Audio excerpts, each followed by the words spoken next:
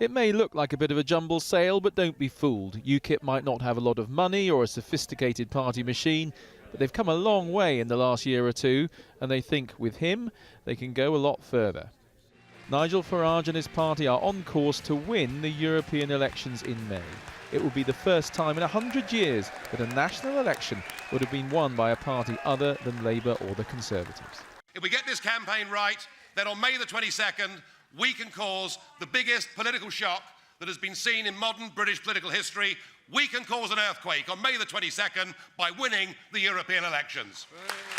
So when I spoke to Nigel Farage after his speech, I asked him just how much was at stake for him in the European elections. The outcome of that election will determine whether Labour match the referendum pledge and whether indeed David Cameron maybe brings in the time frame of the promise that he's made. And it will also determine whether UKIP can get a decent number of people elected to Westminster in 2015. Would you be prepared to do a deal with the Conservatives if it meant in the end you could deliver that vote on Europe? If after the next general election we're in a position to do a deal, I'd do a deal with the devil if it meant we could get a free and fair referendum to decide our future. Your slogan here today, Love Britain, Vote UKIP, was used by the BNP. Embarrassing for you, isn't it?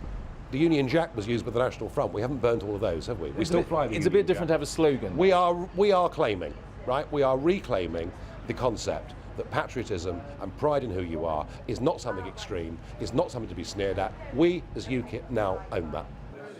David Cameron once labelled UKIP supporters fruitcakes. Well, he's not saying that anymore. And with European elections looming, they think their time has come.